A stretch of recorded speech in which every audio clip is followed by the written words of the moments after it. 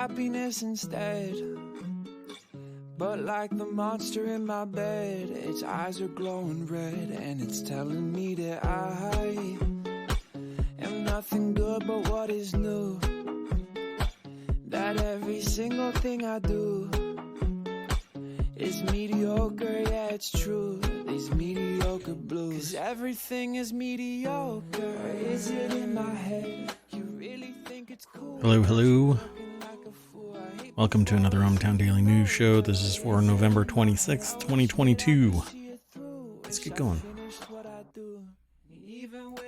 Hello. Yes, that's right. I am Mayor Watt.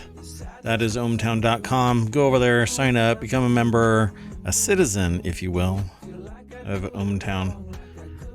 And there you can get news that's categorized into 6 main categories like create, news, education, entertainment, social, and technology.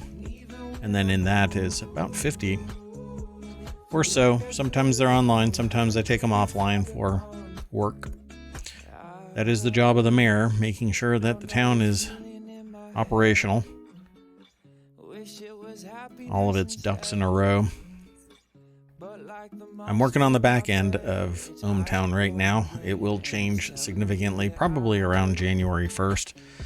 And by significantly, I mean a completely different front news stream, much more dynamic. We're getting there. We'll see if it works. That said, let's get into today's news. The very first article is over in the Hatch Ideas. My music was really loud, so I'll listen to that again later and see if it was really loud. My monitor was okay, but it looked like it was really loud for y'all. At any rate, in the Hatch Ideas channel is how Liquid Death's 40-year-old founder turned the dumbest name and a Facebook post into $700 million water brand. Liquid Death CEO and founder Mike Cesario spent years figuring out how to make water cool. Now his brand is valued at $700 million. I'll be honest, I read some of this article. It's by Tom Huddleston Jr. and Zachary Green of Zachary Green News. I'm not sure why I highlighted that, but it's over at CNBC is where it was first posted. I have a little snippet and that's it, right? So you're going to have to go over and read more of this article, but the nuts and bolts of it is that they had the idea back in 2017, but it was some public money through a grant. Let me find it real quick. So although it had been around, the seed of the idea was in 2009. This is what I tell people, that if they start early, they might be able to capitalize on it sooner than if they just wait, and never do anything. But they should capitalize on it a little bit at a time and see if they can make some movement. So 2009, they come up with the idea at the Vans Warped Tour. Then in 2014, Cesario was working on a public service ad campaign about the health risks of sugary drinks. His idea said doing a canned water that was sort of geared as a stunt to poke fun at energy drinks. The client didn't like it, but Cesario kept tinkering with the concept. This is kind of what I do. I come up with ideas and then people take them. So it's quite interesting that they were doing exactly what I was doing. But 8 years ago, they had this idea, and then they said, you know what? Let's see if we can apply for some money. And they actually spent some of their own money making an ad and doing some marketing, but it was basically just to hype the product. It wasn't a product at that time. It was just a 3D print. And then in January of 2019, they got a $1.6 million seed funding round from Science Ventures, and the rest is history. I mean, they didn't put their own money. Well, they put some of their own money in, but this seed funding is really what made it happen. Let me do something real quick. And so let's see here. I'm not sure who all is in this, but yeah, I'll do some more due diligence on this. But at any rate, they got some money from investors, from Science Ventures in particular, and off they went. And today it says here that Liquid Death has more than 250,000 followers on Facebook and 1.4 million on Instagram, which is probably part and parcel to the Facebook. Number of followers, you're in Facebook and you're in Instagram, you're basically following the same thing. In 2020, the brand expanded into Whole Foods and then into 7-Eleven and Publix, and now they're pretty much everywhere. 60,000 retail locations nationwide, selling at $2 a piece, $45 million last year. How about that? What do you think? Do you think that you can do that? If you're an entrepreneur, if you have that little entrepreneurial spirit in you, you want to be your own boss, you want to work long hours, you want to work on weekends and holidays and pretty much always, you have to be passionate about your product. I take it this person is pretty passionate about water, a hydro homie, if there ever was one. Liquid Death comes in different flavors, still and sparkling. 40-year-old founder started the idea probably in their late 20s and then realized it in 2019, right when the pandemic started crushing souls. Not bad. But that's what you do. You pursue it little bit by little bit. Maybe you can make some ground. Let's move on. The next article is in the Hatch Ideas channel. Death of the Door Bluster. Black Friday shatters online shopping record with more than $9 billion in sales as in-store participation wanes.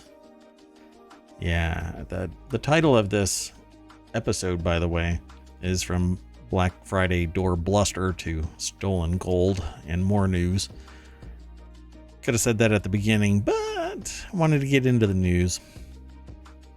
So, Black Friday online sales reached a record high of 9.12 billion according to Adobe Analytics. I'm not sure how accurate that ultimately will end up being.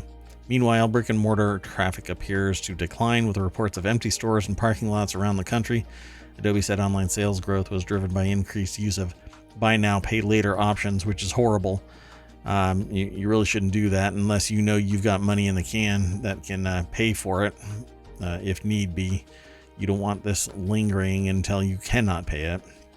The days of pushing and shoving a score of discounted flat screen TV on Black Friday may be over, but Americans instead are turning to e-commerce with growing excitement. Agreed.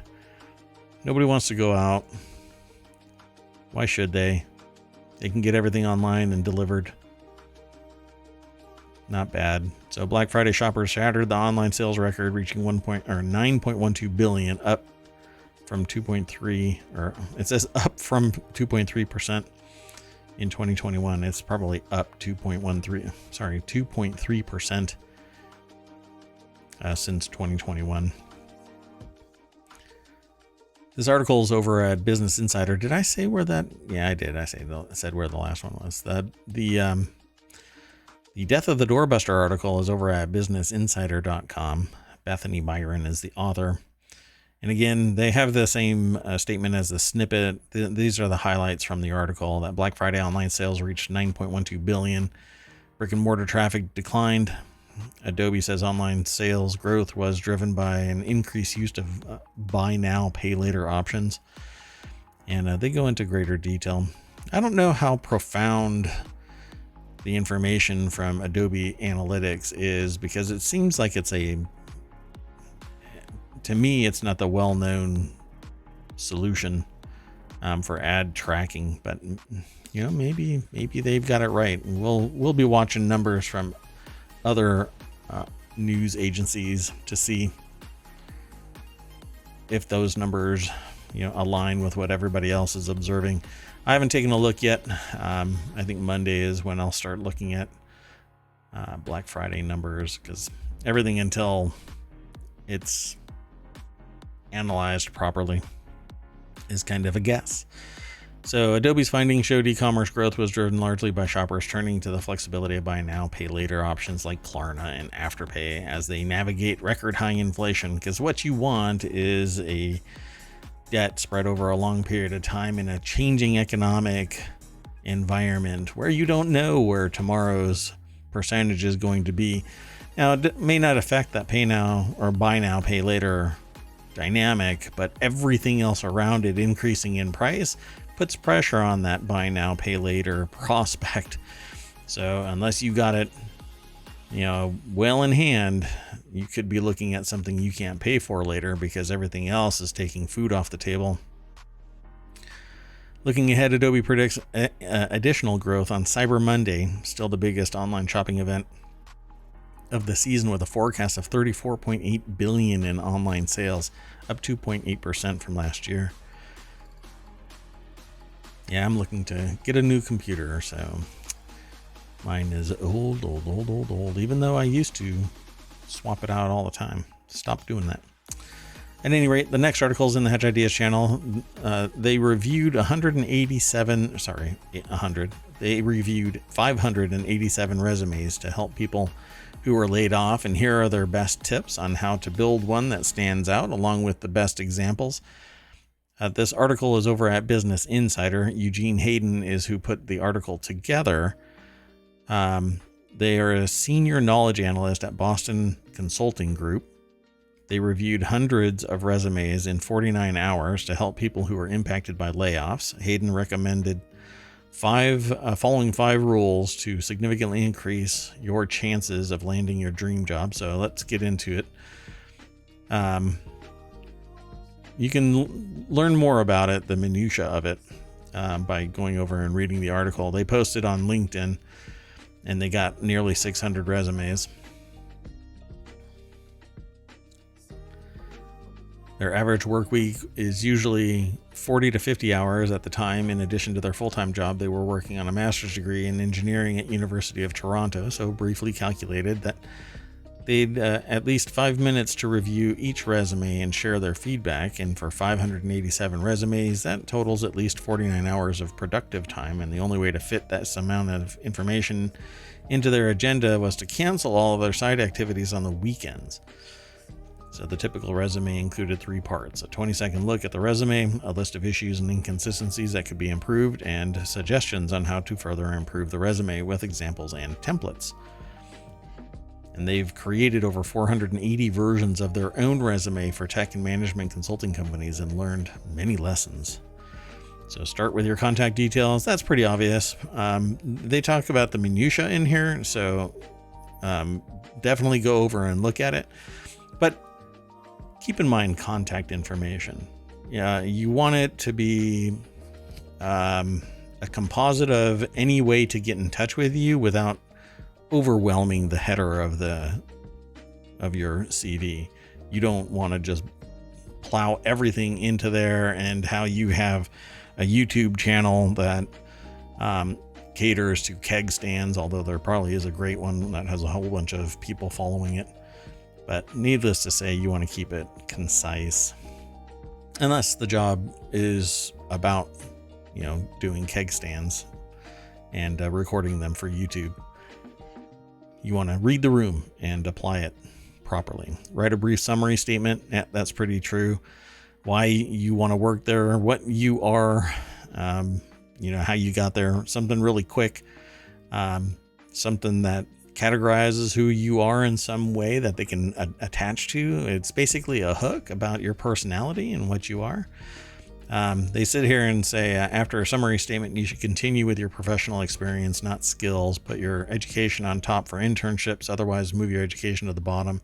Depends on what you are looking for. Use active verbs describing achievements, not processes. So use action verbs like managed, led, spearheaded, co-founded, developed, created, implemented, etc. Things where you are the one that's taking action. Make your achievements measurable by using absolute values, percentages, dollars, any other quantifiable information. because qualify means that they're going to have to interpret what you are saying or doing. What I just said is not in this article. Integrate your tech skills into your experience, and they say see my Business Insider article on how to do it. They have a link to that article, so I would suggest going over there.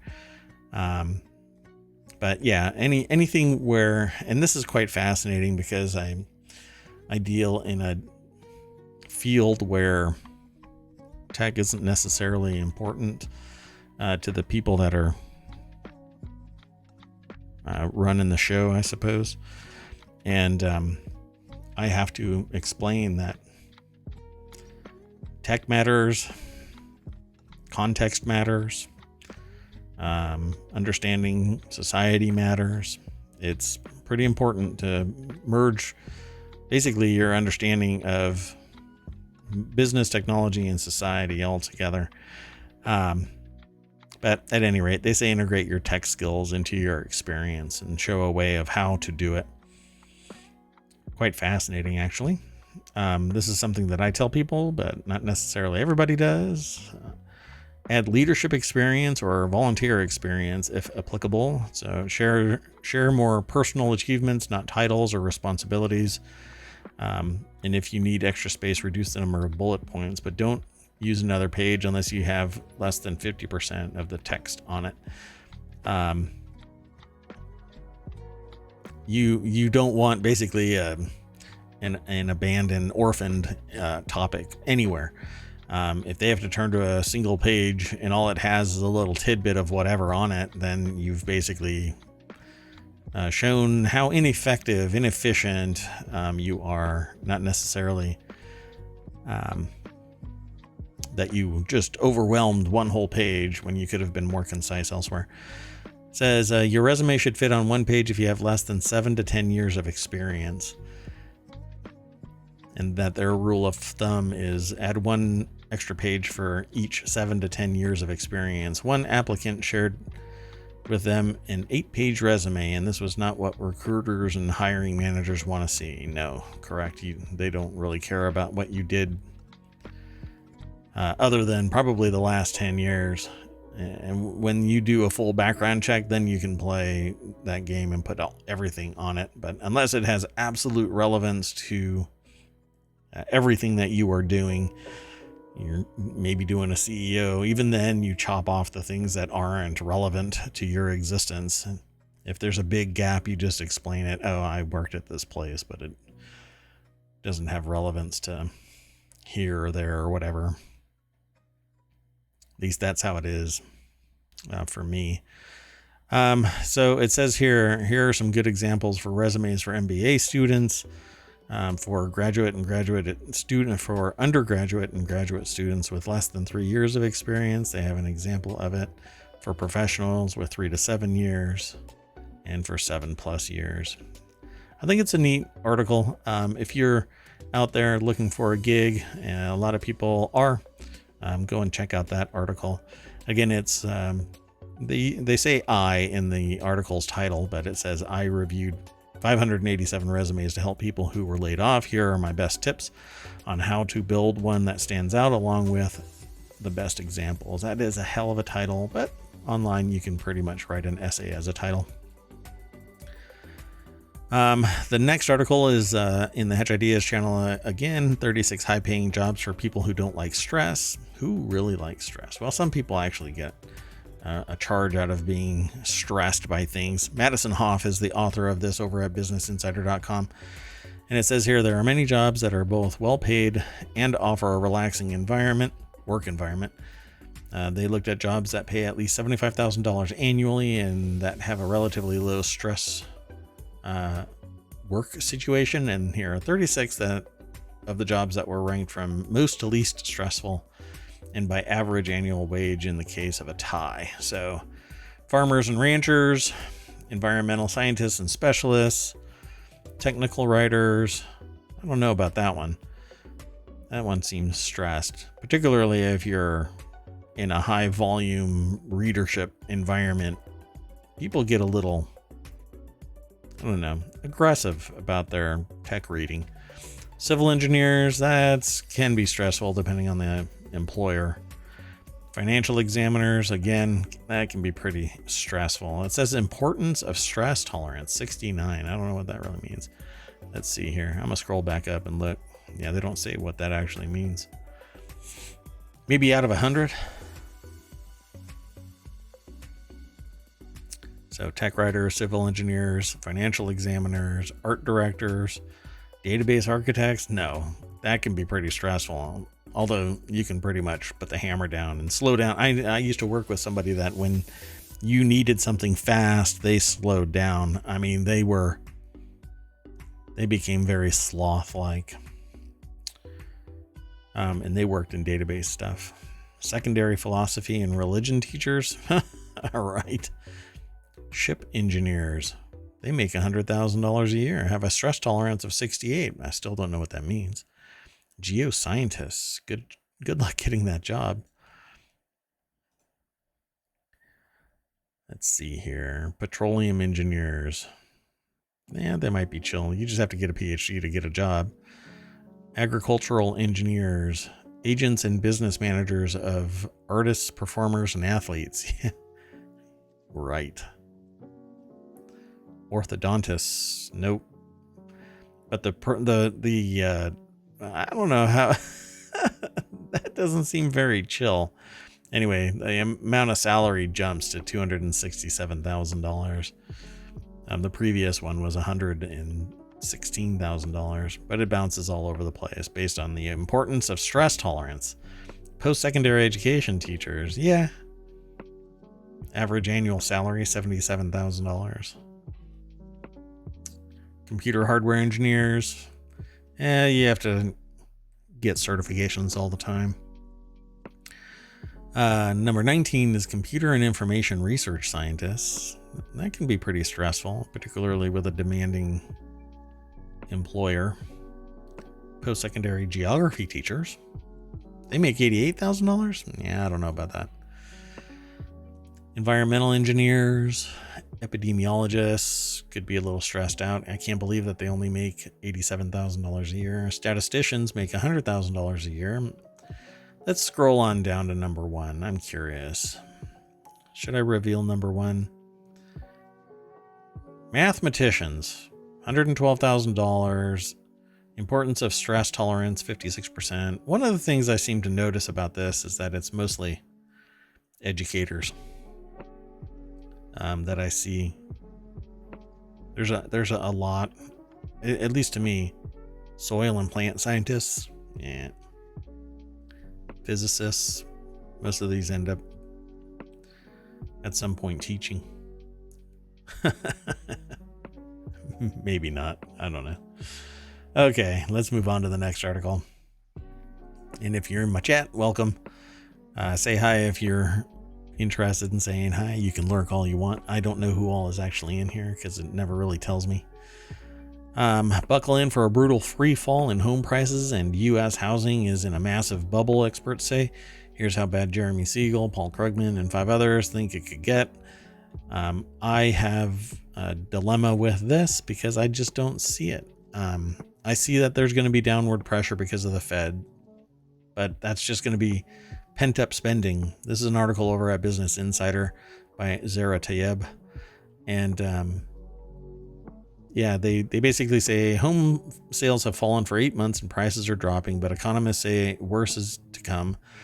The housing market is cratering as the Fed's rapid interest rate hikes send mortgage costs soaring. Yeah, that's the actual mortgage. And that is exactly what its intent was, is basically price out anybody who could have afforded it at a reasonable rate. 3% would have been just fine. 2.5% would have been just fine. Anywhere in between, somewhere around, the cost of inflation, the increase of cost of living, 3%, fine. But the interest rates are 7-8%. I was offered a credit card when I was purchasing something in a retail store where it was 30%. The interest rate was 30% annual interest rate. That's ridiculous. I mean, it's gargantuanly high. It's predatory. It's greed. But some people will do it. Let's move on. The next article is in the Hatch Ideas channel. Elon Musk jokes that The Simpsons predicted that he would buy Twitter in an episode that aired in 2015. Elon Musk posted a picture on Saturday joking that The Simpsons predicted that he would buy Twitter. Lisa Simpson stands with a birdhouse that reads "Home Tweet Home" in an episode that featured Musk. Musk acquired Twitter in October 27th for $44 billion, 7 years after the episode aired. I think that's some serious shoehorning their observation into. This is just happenstance.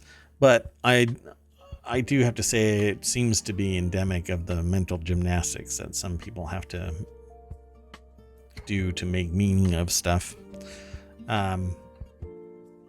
So Sam Tabaharidi is the author of this over at Business Insider, and here is Musk,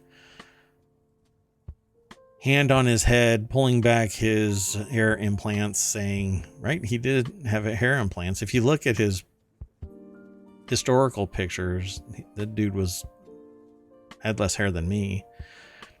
Anyway, he's holding back his hair implants and saying, did I just tweet that? Yes, you did. Musk acquired Twitter in October for $44 billion and has since basically set it ablaze, kicking everybody out that could be kicked out and asking some people to come back if they can come back, if they're willing to come back, if they're willing to wonder if their next week is actually going to be under full employment or not. Really? Anyway, it seems unsurprising that Musk has drawn attention to an episode that one critic described as more like a love letter to Musk than a proper Simpsons episode. That's a quote from the article. The Musk Who Fell to Earth episode aired in January 2015 and saw Musk and Homer Simpson collaborating on a project to revolutionize Springfield's nuclear plant. Mr. Burns, the owner of the power plant, wants to get rid of Musk after the inventor goes too far. What? I don't know if that's really a love letter as much as apropos. Let's move on to the next article. I'm going to rifle through these really fast. Make it a short day. The next article is in the Mobile channel. The excitement around esports is growing, but where are the profits? Traditional sports owners who invested in competitive video gaming say the money isn't flowing in as quickly as they had expected. Well, it is the newest sport, for crying out loud. It's not going to be rolling in the dough as much. I don't know. It's not like football. It's my football, but it's not other people's.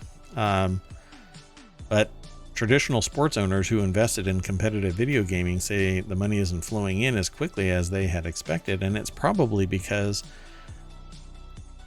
when these people got into traditional sports, it was well groomed, well developed. The infrastructure was massive. A South Korean esports team called DRX won the recent League of Legends World Championship at the Chase Center in San Francisco. That's what that picture is right there. And Kellen Browning, who attended while reporting the story, wrote this article over at NewYorkTimes.com. And it says, let's see, fans roared their approval, fireworks flared, the winners embraced, and the losers sobbed into their keyboards. Aww. Executives from Riot Games, League of Legends publisher, presented DRX with diamond rings sponsored by Mercedes, celebrating the pinnacle of the professional video game scene, for League of Legends at least. Sure. So obviously there's some major investment, but it may not be a return on your investment, the likes of which you might be used to with a conventional team. Again, you got to think of this as angel investing. Seed round. We're building up the number of people that are going to be watching this and playing this. It's as though major esports events sell out buildings like the Chase Center and attract tens of millions of viewers in China. Ticket costs are less than for traditional sports games, and far fewer Americans are watching esports than the 12.4 million who watched the 2022 NBA Finals, or the 17 million the NFL averaged for 2021 regular season games. A difference that means less interest from advertisers. Yeah. But it didn't start as 17 million people, for crying out loud. It has to grow. And there are people that are sitting there trying to marginalize sports. I mean, I know people that are in my sphere of influence that are poo-pooing the idea of sports. Yeah, esports, I should say. But regular sports, the fans of regular, non-esports, they get nothing out of this other than entertainment. So the people who watch esports, actually, not only do they get to watch and then play the games, but they get to interact with greater consistency with the players, and the players are engaged to a higher degree, at least from my witnessing, my anecdotal perspective. Fans of players get to actually interact with a greater level because it's more intimate, because it's a smaller population. At this point, it will grow. I think it will grow, but people have to take that risk. Smaller groups holding esports contests, typically high schools, colleges, putting together teams and really mounting support for it. I think it would be great, but it takes a little bit of dedication, and particularly in colleges, the people are only there for 2 or 4 years, or they're there less and they transfer somewhere else, or they get headhunted and work, and then they're gone. It's a real issue. That's why you need to have something extracurricular, which means that the school doesn't have any control over it at all, really. They're there just to support the efforts of whatever that group is doing. So, yeah, I just don't think that you're going to get a lot of money returned, because there isn't a lot of people that are embracing it just yet, because nobody is investing, tens of millions in a consortium of NFL investors. It's not like that. Well, some people, I hope, will end up watching esports to a greater degree. I certainly love the idea of a more committed global esports community. Let's move on to the next article. Frontier Airlines has replaced its telephone customer service line with an online chat to cut costs. That's right. Frontier Airlines has scrapped its telephone customer service line. The airline has switched to a chat to give information as efficiently as possible. Frontier said that this month that a chat service reduced negotiation and dealt with more cases.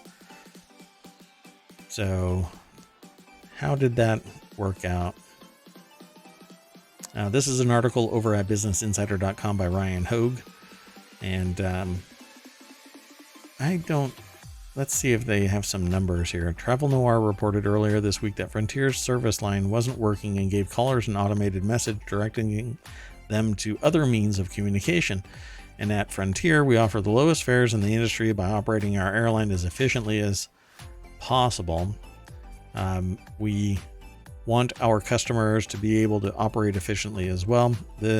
Which is why we make it easy to find what you need at flyfrontier.com or on our mobile app.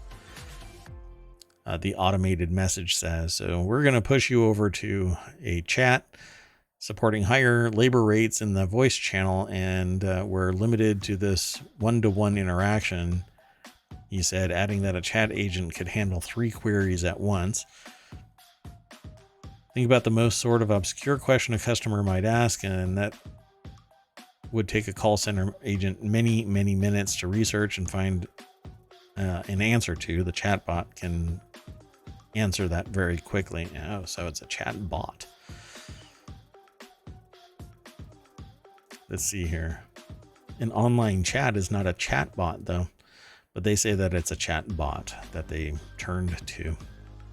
So basically, it's an expert system that maybe will manage all of this, but over time, expert systems become much more knowledgeable because they're flooded with inquiry, and then either somebody says this is what the answer is, or it's already programmed into the bot, and away you go. So do the jobs, though.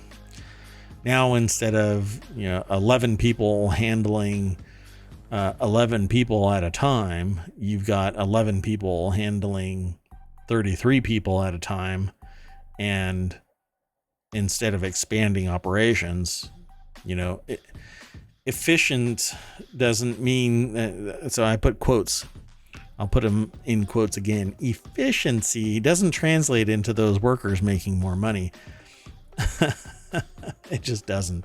It allows them to keep their job because they have a power imbalance. The employer doesn't go, hey, look, I'm making 33% more money or 66% more money because you're shifting 66% more traffic through. In this case, it's actually 3 times as many people through. No, they're not going to get, a bump in their pay. I really doubt it. Anyway, the next article, and I've only got 2 more left, is $1 million worth of Celtic Gold. I was going to say Celtic Gold because I just wanted to throw in Boston Celtics. But anyway, the Celtic Gold was stolen from a German museum during a mysterious power outage.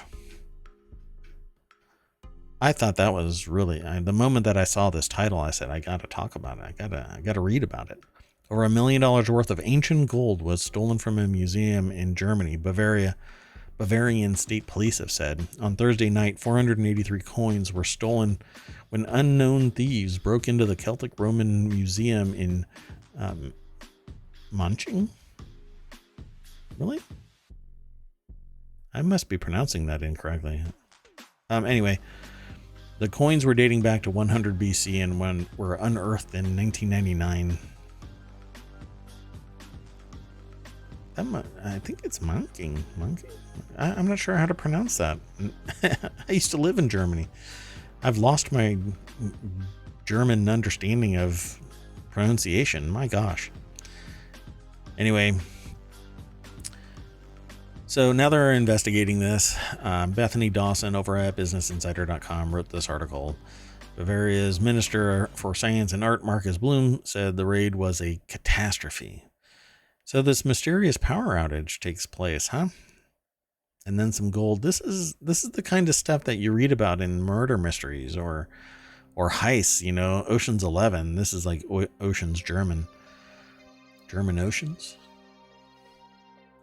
Bavarian State Criminal Police Office is now investigating how quote-unquote strangers managed to gain access to the regional hub and sever fiber optic cables the night the museum was hit, according to BR24. Wow.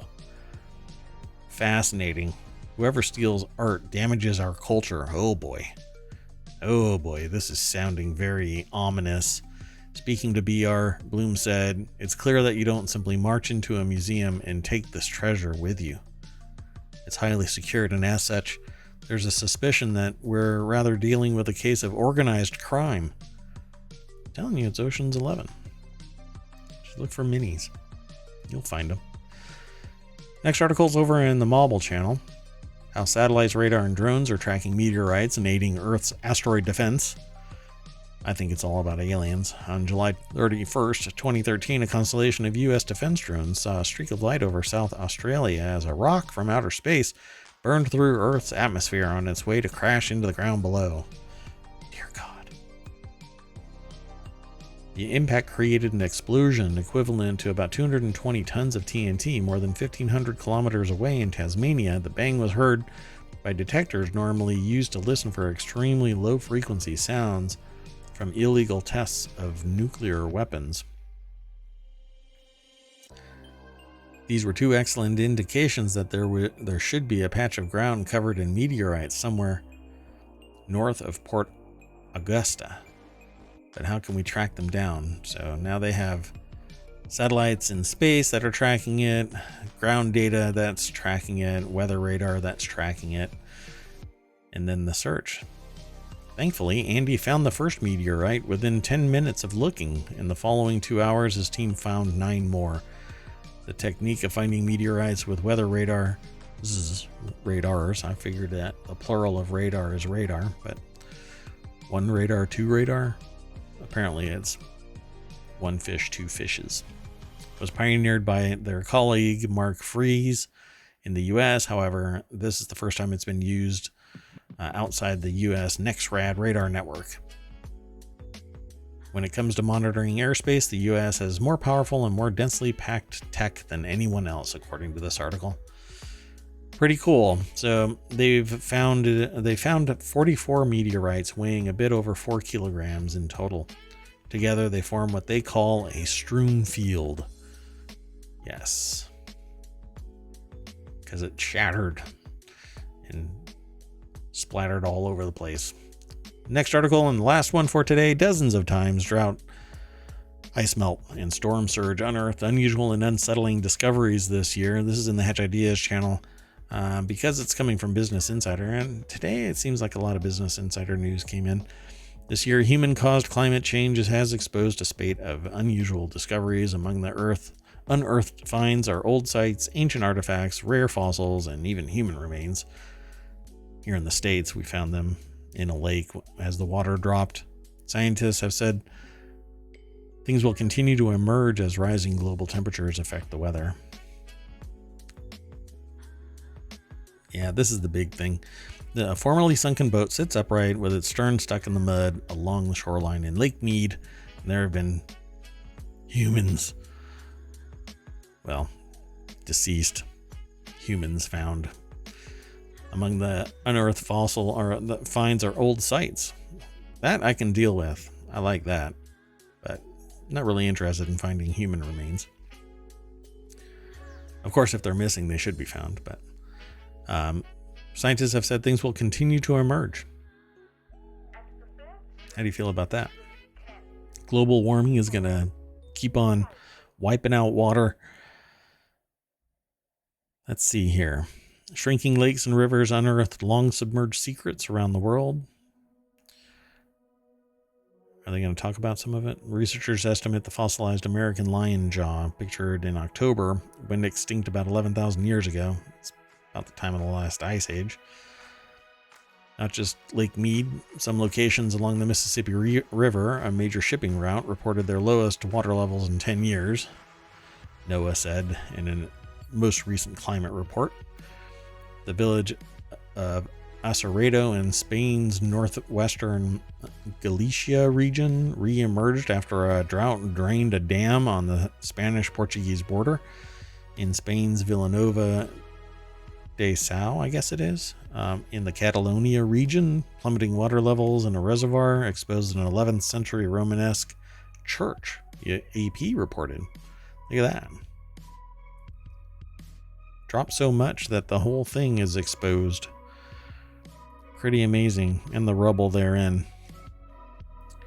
Well, there's a whole lot more over here. So go and check it out over at Business Insider.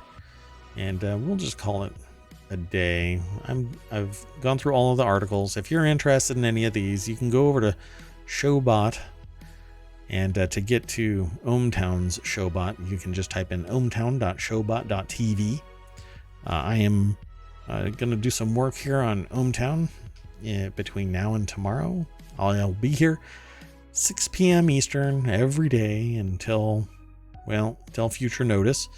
And maybe we'll be expanding. But that's it for today.